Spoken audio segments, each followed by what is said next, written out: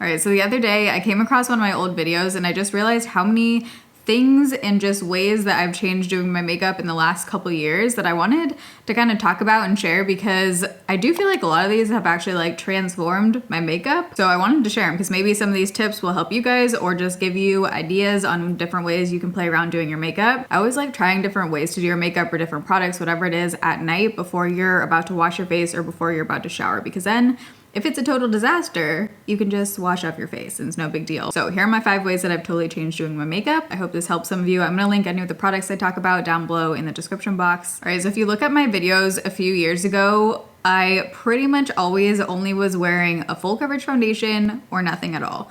There was like no in between for me, probably because for years of my life I had cystic acne. So before I went on Accutane, there was no way I was wearing like a light coverage foundation. I was full coverage or nothing. And it's been a long time since Accutane now, but still, like, it's only in the last few years I feel like where I really appreciate a good tinted SPF now or more light coverage product if it really looks like skin. That's like my thing with light coverage products is I want it to just look like amazing and smoothing and like my skin, but better if I'm putting it on, because if not, if you can still like see the makeup on your skin, then I'm just gonna go with something that has more coverage, especially a tinted SPF. And I feel like the game changer product for me with that is the Elastin Skincare SPF 36 Hydro Tint Pro Sunscreen. The formula of this is truly unlike any other product I have put on my face, and I can tell you, since I've been in Italy, it's been in the hundreds and I've been walking miles every day. So I just have not been in the mood to put on foundation because I'm literally like dripping in sweat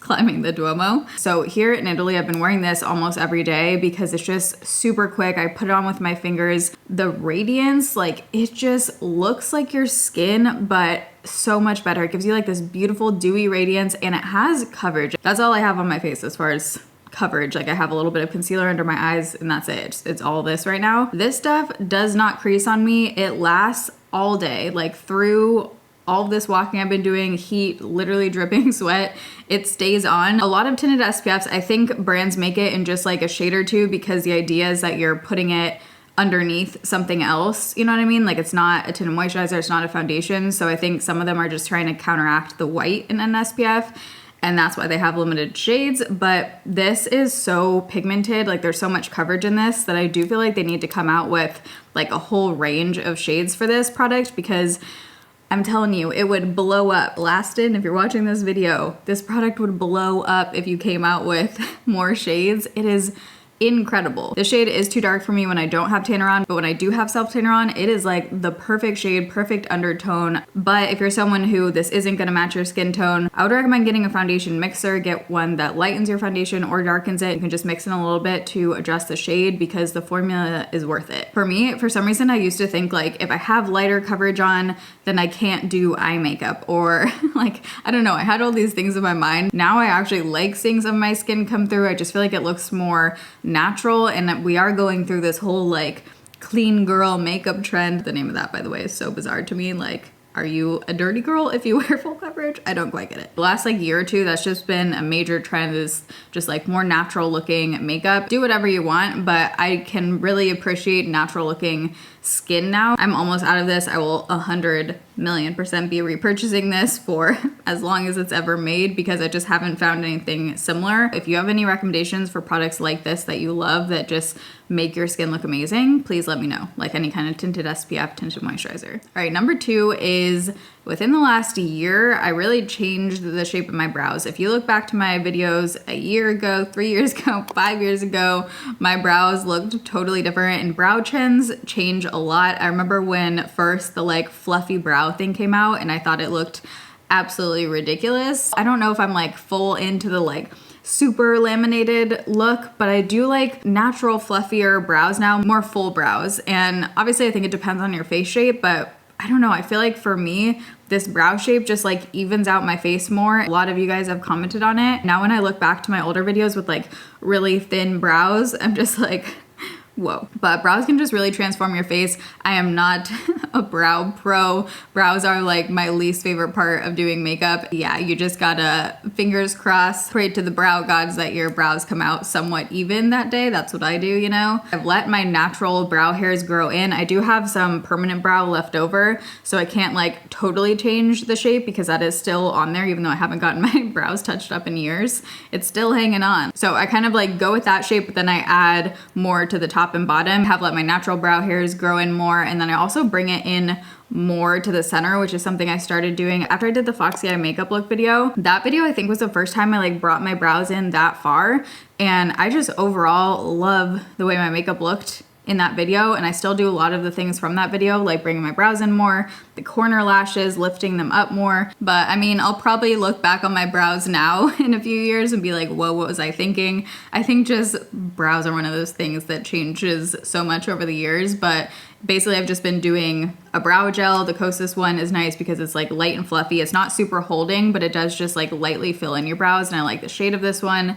And then I'll go in with a brow pencil, and then sometimes a brow pen, sometimes I don't do a brow pen. But personally, I just feel like it like evens out my face a little bit better. Number 3 is the way I apply concealer. I used to, and I think most everyone used to like years ago, do like the big triangle, put a ton of concealer on under there. In the last couple years, I've just been using so much less concealer, especially if you can find the right concealer. For me, I still like a full coverage concealer, but this one is one of my favorites. It's the One Size Turn Up the Base Concealer. I've talked about this so much, but this I love because I just need a really small amount. It spreads well, and the other difference with concealer is in the last couple years, I don't set my under eyes every time I put on concealer.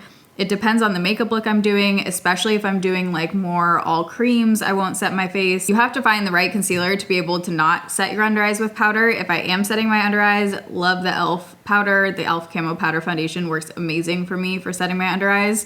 But if I'm not doing like a full face with powders and powder blush and all this other stuff, then I just use concealer, a little bit of concealer. This one sets down on me, so I don't have to powder it if I don't want to, but it also works great with the e.l.f. powder over top. Some people, it may work way better if you set your under eyes with powder. I think it just depends how dry your under eyes are, how, you know, mature your skin is, if you have a lot of creases. I personally do have a lot of creasing under there. Not setting it with the right concealer a lot of times just looks better than setting it on me. It, again, just depends on like the whole look I'm doing. Try it. It might be a game changer for you, but you might have to try it with certain concealers. I also do that with the Haley's Beauty Concealer, the Hourglass Vanish. But the other benefit of using less concealer is that you just have less product under your eyes, obviously. So it's just gonna crease less naturally because you have a more thin layer on under there. You don't have to put on a ton of concealer to get full coverage.